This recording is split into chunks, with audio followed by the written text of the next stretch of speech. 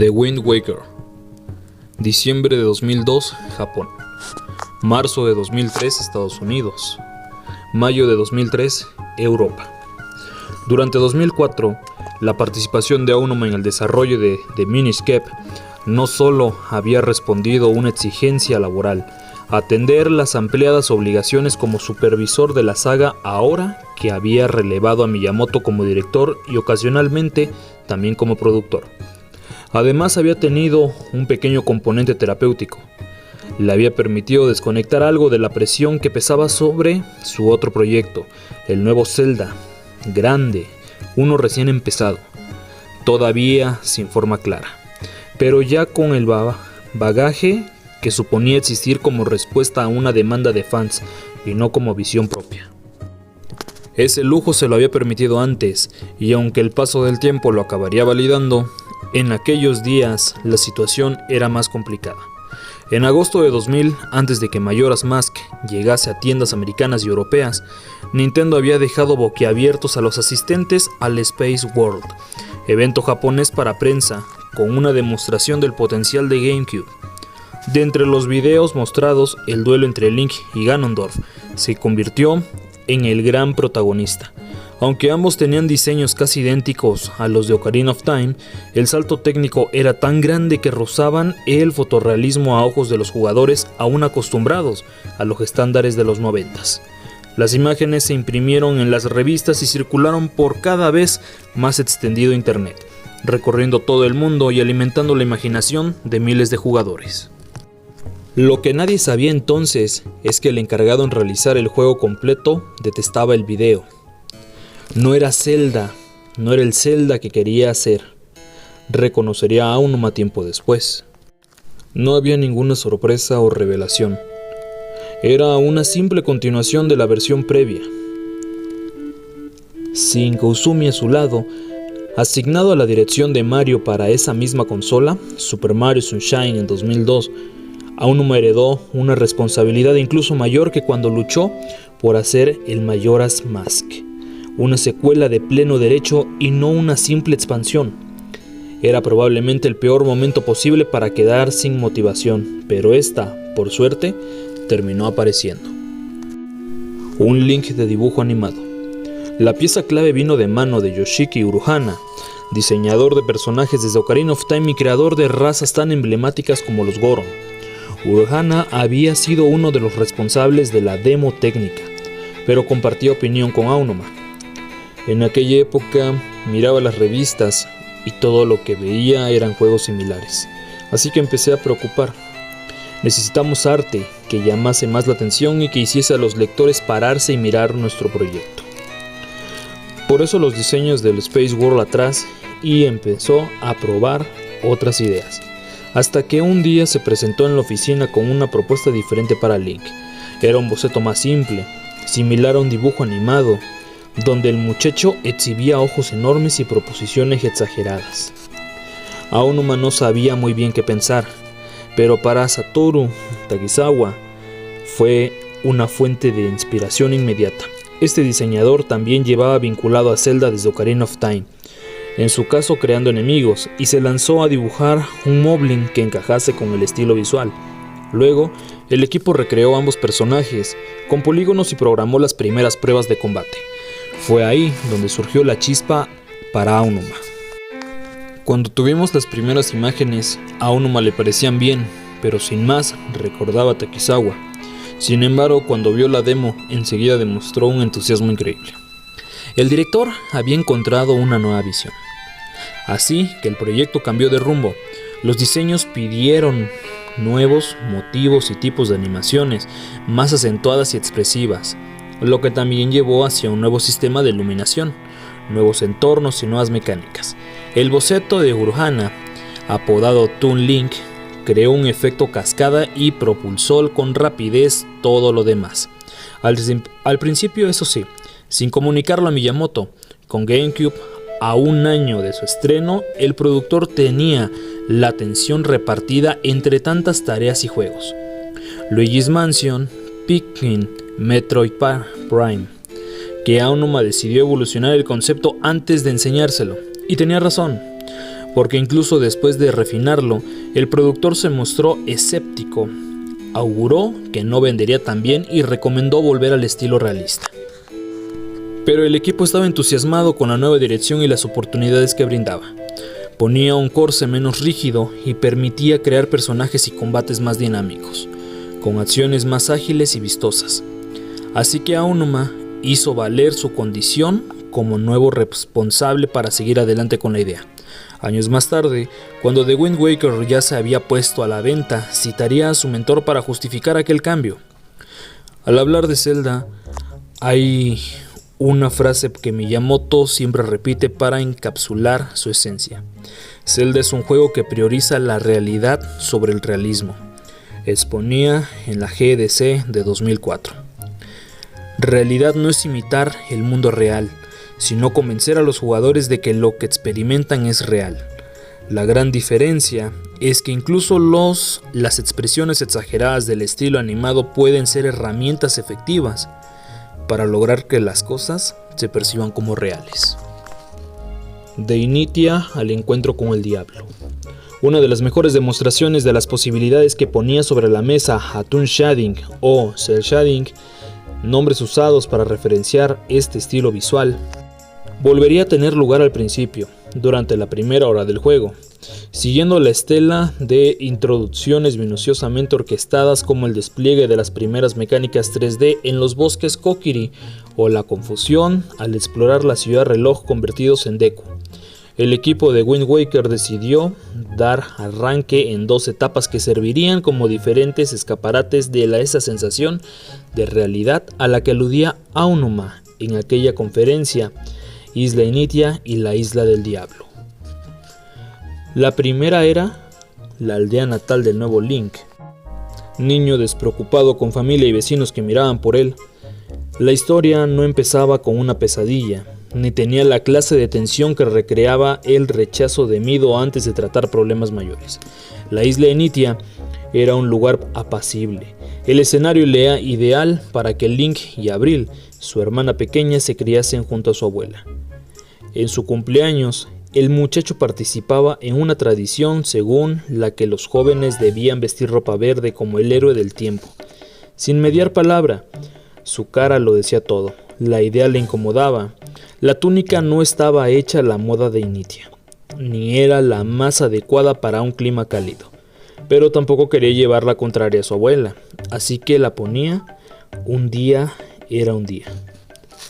Después, su hermana le entregaba un catalejo. Era el primer ítem y no tenía demasiada utilidad, pero sí mucho encanto.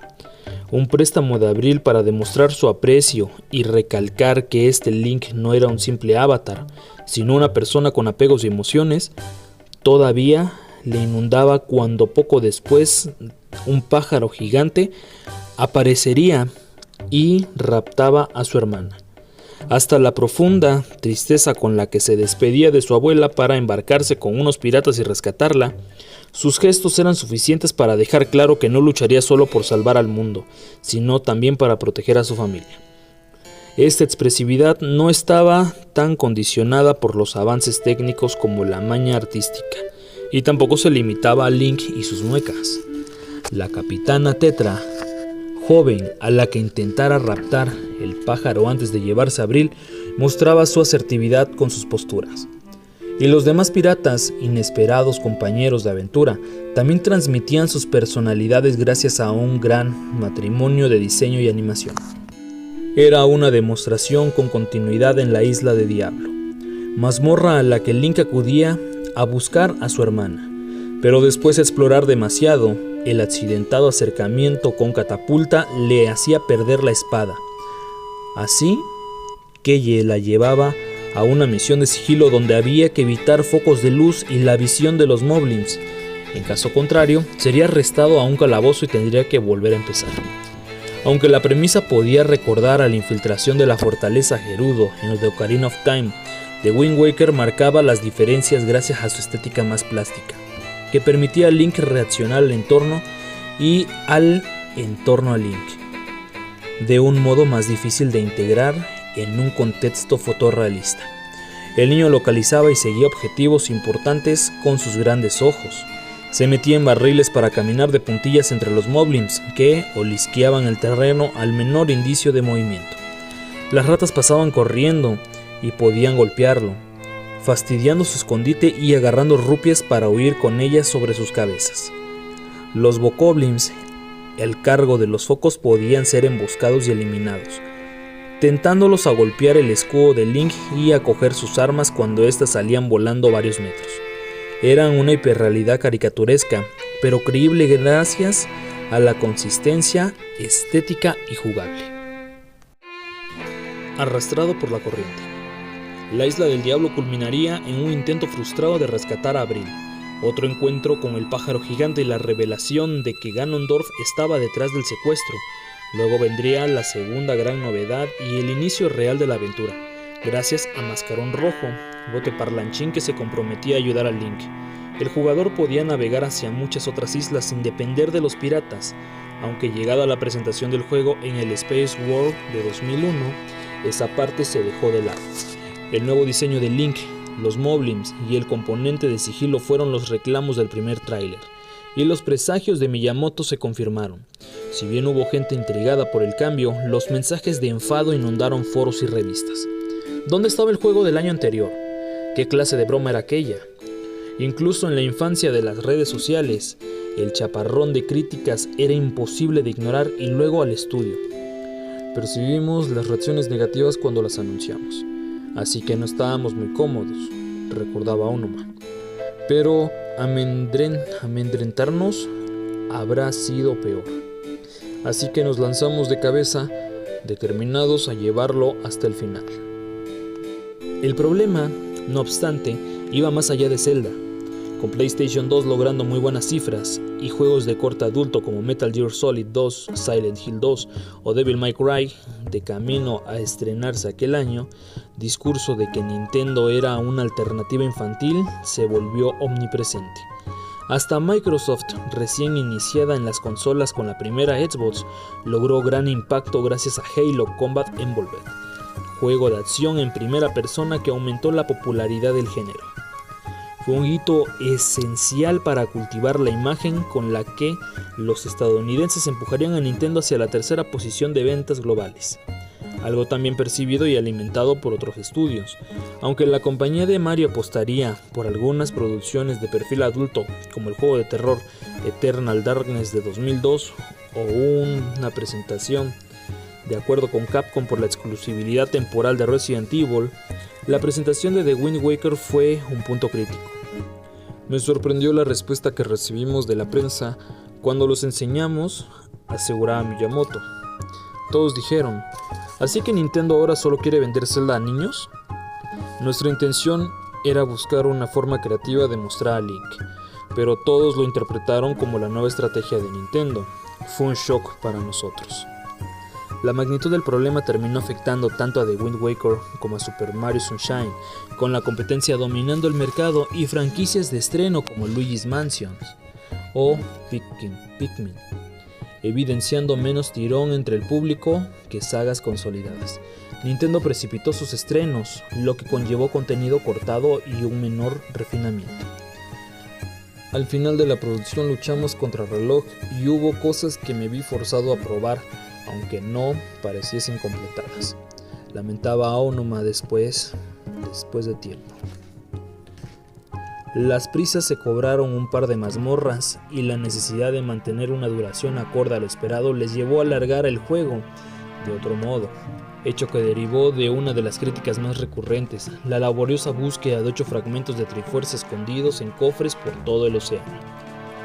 Esta situación de incertidumbre en el prelanzamiento les hizo mirar atrás y recordar el cancelado Ura Zelda de 64 DD. Si bien Aonuma había dejado de trabajar en él para crear Majora's Mask, Nintendo sí tenía una versión de Ocarina of Time con mazmorras alteradas sin estrenar.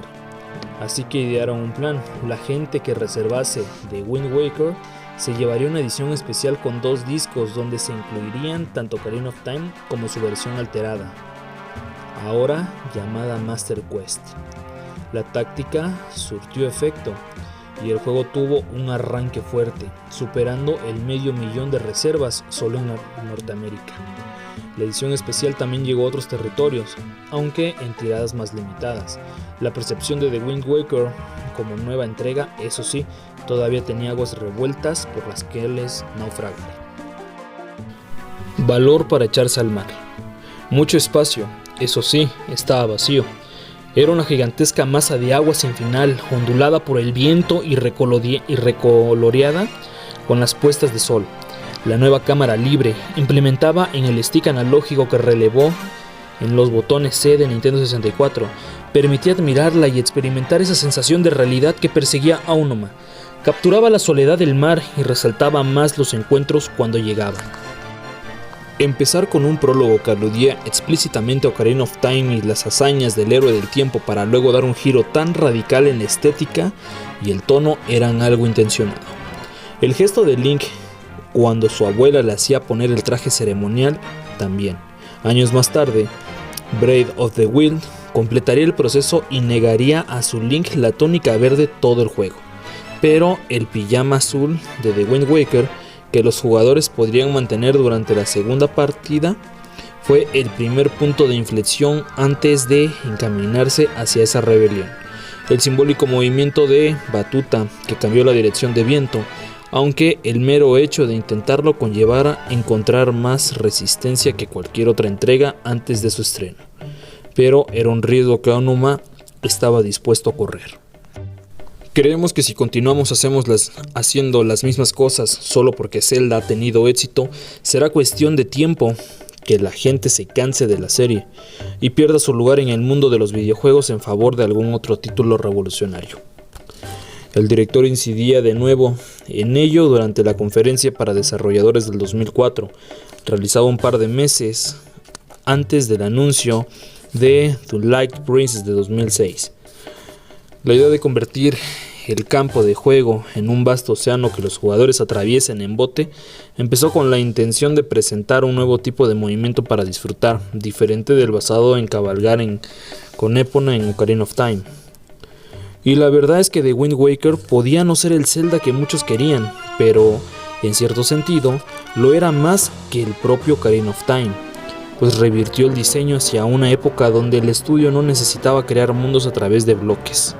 En Nintendo habían sido niveles independientes, conectados a través de breves tiempos de carga. El océano de The Wind Waker dijo no a eso y se convirtió en el primer mundo realmente abierto a la saga en 3D. Aunque el primer viaje desde Isla Initia hacia la Isla del Diablo transcurría entre secuelas y tutoriales, el jugador terminaba pudiendo hacerlo en tiempo real, eligiendo la dirección del viento con una batuca mágica y dejando que la vela del mascarón rojo le empujase kilómetros a través del mar. A un lado y a otro aparecían nuevas islas, unas pequeñas con hadas que otorgaban mejoras al héroe, otras más grandes, con pruebas que requerían usar los ítems conseguidos en las mazmorras, recurrentes como el gancho o nuevos como la hoja Deku para planear. Algunas formaciones rocosas eran custodiadas por barcos con cañones a los que el jugador podía disparar de vuelta desde que tenía las bombas. A veces también encontraba atalayas con enemigos terrestres, submarinos a la deriva o destellos en los que podía echar un gancho para sacar cofres sumergidos. Y, por supuesto, tampoco faltaba la fauna marina, como tiburones o calamares gigantes que emergían para atrapar el bote en sus remolinos. Mucho espacio. Eso sí, estaba vacío. Era una gigantesca masa de agua sin final, ondulada con el viento y recoloreada con las puestas de sol. Lograba esa sensación de realidad perseguida por Aonuma. Capturaba la soledad del mar y resaltaba más los encuentros cuando llegaban. El desarrollo principal no tenía pérdida. Mascarón Rojo siempre dejaba claro dónde estaba el siguiente objeto. Pero el océano ampliaba su alcance al progresar, evocando al Zelda original de una forma que otras secuelas no habían logrado. Dependía más de la inquietud del jugador, de su disposición a salirse de la ruta para ver qué había allí o allí, aunque solo su curiosidad señalase esa dirección. A fin de cuentas, ese era el verdadero descubrimiento, encontrar algo por cuenta propia y no como parte de una excursión organizada. Poder para ayudar a los demás. Esta llamada a la aventura definiría The Wind Waker, pero no para su única tesis. Abril seguía encerrada en la fortaleza, esperando a su hermano. Sin embargo, Link tenía otros sitios en los que estar, otras cosas que hacer, incluso si optaba por ignorar distracciones opcionales.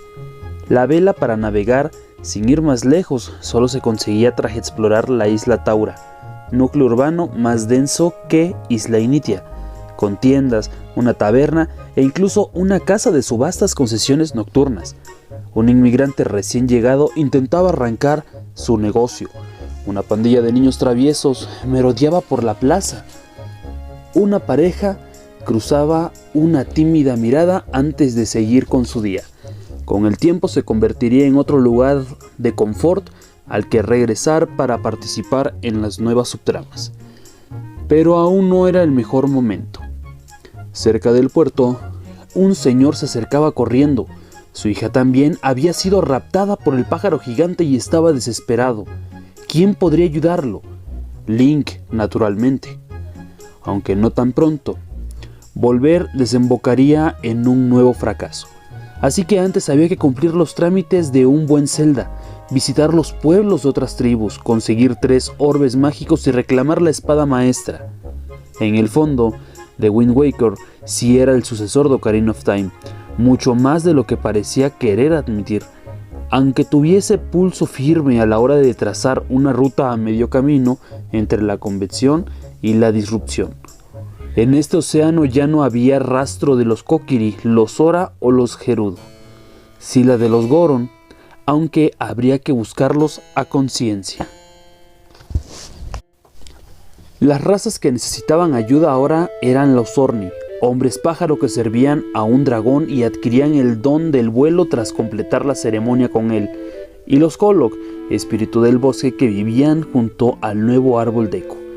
El juego dejaría entrever que ambas especies eran descendientes lejanos de los Sora y los Kokiri respectivamente. Era una evolución forzada por la hostilidad de un océano innatural, caído sobre el mundo en su momento de mayor desesperanza, cuando Ganondorf había regresado de su encierro y no había un Link que le hiciese frente. Ríos de tinta correrían sobre Ocarina of Time, un futuro alternativo al de A Link to the Past. Una línea temporal diferente, incompatible con la mayoría de entregas publicadas hasta entonces. Pero en tiempo presente, para los acontecimientos que involucraban al Link de Initia, eso no era relevante. Su historia era suya, la de un niño forzado a creer que salvar a su hermana, aún no por ello obligado a renunciar a su inocencia. Era otra ventaja de la estética y de las coloridas personalidades que habitaban el mundo sin parecer fuera de lugar. Por otro lado, también era la historia de los Orni Medley, paje del dragón que se adentraba en una caverna con monstruos para intentar tranquilizarlo y que así los niños pudiesen completar la ceremonia que los convertía en adultos. Y también era la historia de Makore, Kellogg, que se extraviaba en una sección prohibida del bosque de camino a la ceremonia musical, donde se maduraban las semillas de sus compañeros, plantarían a lo largo del océano. Solo al ayudar a los demás a completar sus ceremonias, Link se convertiría en digno portador del traje de la suya. La ropa no hace al héroe, pero las acciones de Link sí, y gracias a ellas conseguía la espada maestra, aunque, de nuevo, haría falta algo más. A Link to the Past había requerido viajar a otro mundo, Ocarina of Time al futuro. The Wind Waker enfrentaba a otro fracaso. Al menos en parte, el pájaro era derrotado y Abril liberada, para regresar con Medley y Makor e insistir en la idea del crecimiento no solo como la maduración física, sino también como la capacidad de fluir positivamente en otras personas. Durante la segunda tanda de mazmorras, sus amigos superarían los puzzles a su lado para devolver el poder completo a la espada maestra. Sabiduría para dejar el pasado atrás. Gracias a las alas de su especie, Medley podría llevar a Link por el aire, y gracias a las semillas de la suya, Makor hacía crecer arbolitos en los que el héroe clavaba su gancho. Estos personajes acabaron teniendo tanta importancia que incluso se les cedió el tema principal. Retomando la idea de Ocarina of Time de usar la música como elemento conector, Link aprendía melodías de los sabios de otra era, espíritus de una Zora y un Kokiri de la Hyrule sepultada bajo el océano, para luego dirigir a Medli y Makor con la batuta. Usando un arpa y su violín, sus amigos tocaban y accedían el inconsciente colectivo del pasado para despertar también como sabios. Estas melodías eran imprescindibles para progresar por sus respectivos templos, ya que habrían sellos en varios lugares, pero, además, al encadenarse, formaban el mismo tema musical que recibiera el jugador durante la pantalla del título, y el que lo despediría al final, durante los créditos. Solo que, a diferencia de otros leitmotiv con origen en entregas pasadas como los de Ganondorf, la Espada Maestra, Kakariko o la Princesa Zelda, recuperado al descubrir que Tetra era descendiente de la familia real. Estas familias eran nuevas tanto en composición como influencias, más reminiscentes de las culturas andinas y celtas. The Wind Waker luchaba para abrirse su propio camino a través de la música. Por supuesto, aún seguía siendo un Zelda que rodeaba la espada maestra de vidrieras con los retratos de Saria, Darunia, Ruto y demás sabios que ayudaran a encerrar a Ganondorf en Ocarina of Time. Y también un Zelda donde el propio Ganondorf regresaba lamentando la derrota a manos del héroe del tiempo. Hablaba sobre su anhelo de dejar atrás la aridez del desierto Gerudo antes y sobre la ambición de recuperar Hyrule sepultada bajo el agua ahora. Fue su encarnación más humana, con la que más fácil resultó empatizar. A pesar de sus maldades, era innegable que los dioses habían tomado medidas drásticas para detenerlo. Habían dejado a los Ilianos sin tierra y causado el exterminio de razas completas. Sin embargo, la tarea de Link no sería la de restaurar Hyrule. En una realidad alternativa, The Wind Waker podía haber sido la clase de juego que culminaría con la derrota de Ganondorf y la evaporación del océano para dar paso a una nueva era de prosperidad en Hyrule.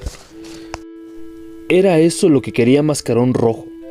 Compañero y consejero de Link, el bote estaba habitado por el espíritu del rey antiguo, en su propia aventura para encontrar el modo de recuperar ese mundo perdido. Pero no era la versión que eligieron Aonuma y su equipo, como tampoco había sido la de un Zelda con gráficos realistas y praderas verdes sobre las que cabalgar. The Wind Waker contaba la historia de un niño en busca de su hermana, pero también la de la carga que puede llevar a suponer su legado, la de los peligros de obcecarse en la reverencia hacia el pasado, aunque terminaría una vez más con Link y Ganondorf batiéndose en duelos sobre una torre, con participación activa de Tetra, que reivindicaba su papel como más que una princesa. No era una batalla para salvar Hyrule, ese destino se sellaba antes de cruzar las espadas, cuando el espíritu del rey tocaba la trifuerza reunida por las protagonistas y pedía la destrucción del reino sumergido.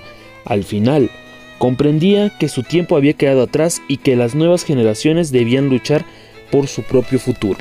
Todo juego tiene una historia. Solo uno es una leyenda.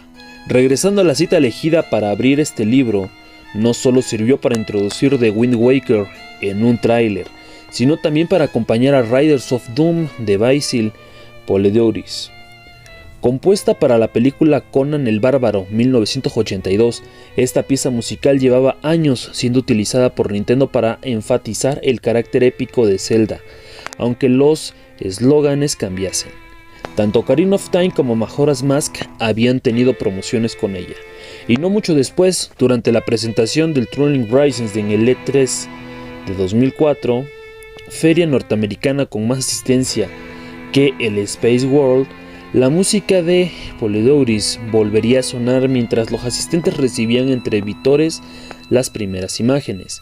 El salón de conferencias rugió y los periodistas prorrumpieron en aplausos cuando Miyamoto saltó al escenario empuñando réplicas de la espada maestra y el escudo iliano. El Zelda realista con el que tantos habían soñado estaba camino. un Link adulto luchando a lomos de Epona contra hordas de enemigos sí era digno de la épica de Riders of Doom. El niño de dibujos animados en su bote. Los debates seguirían durante años. A su llegada, The Wind Waker logró cambiar muchas opiniones. Volvió a lograr la nota perfecta en Famitsu y fue el juego mejor puntuado de 2003 por la prensa occidental, 96 en Metacritic. Pero eso no significó que la estética convirtiese a todos, tampoco que obrase milagros dada la situación de GameCube. Sus casi 4,5 millones de copias le valieron un puesto en el top 4 de una consola que a duras penas superaría los 20 millones de unidades totales, aunque quedaron bastante lejos de los más de 7 vendidos por Ocarina of Time. Pero más allá de la historia que cuentan los números, la vindicación que encontraría aún no fue una aceptación más generalizada. Años después, ya satisfecha la demanda de Zelda adulto, el prestigio de The Wind Waker siguió creciendo, con una evolución tecnológica destinada a dejar anticuados los juegos más fotorrealistas de cada generación. Era más fácil entender cómo de atemporal era el estilo y cómo de creíbles seguían siendo las acrobacias de Link a pesar de desafiar las leyes de la física. Los temibles caballeros Ferrus quedaban semidesnudos al pulsar el nuevo botón de contraataque y cortar las cuerdas que sujetaban sus armaduras. Los moblins lloraban al ser golpeados en sus cuartos traseros, o veían literalmente las estrellas al ser aturdidos con boomerang.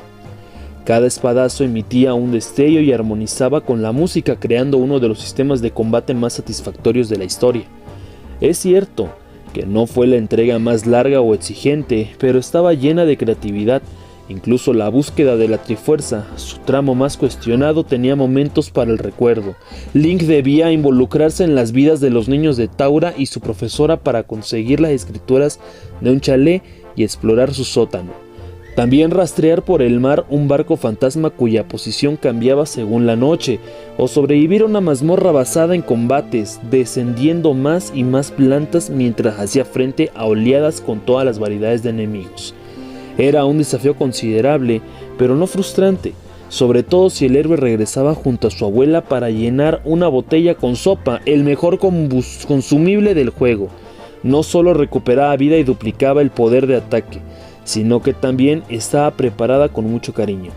The Wind Waker logró tanto establecer una fuerte identidad propia para alcanzar una clase de consistencia audiovisual, jugable y tonal difícil de encontrar en otros títulos. Se convirtió en uno de los epítomes de la innovación de Zelda, en una demostración de cómo la saga podría seguir acompañando a las consolas de Nintendo década tras década sin perder el factor sorpresa. A veces podía salir peor, a veces sería imposible no añorar lo que había quedado en el pasado, pero avanzar implicaba eso, moverse hacia una posición diferente. Por algo la abuela entregaba a Link el escudo familiar al principio, a pesar de que suponía quedarse sin sus 2 nietos, y por algo Link partía hacia el horizonte al final, desde que se había dejado a Abril otra vez en Initia. Las buenas aventuras no eran las que quedaban atrás, sino las que esperaban delante.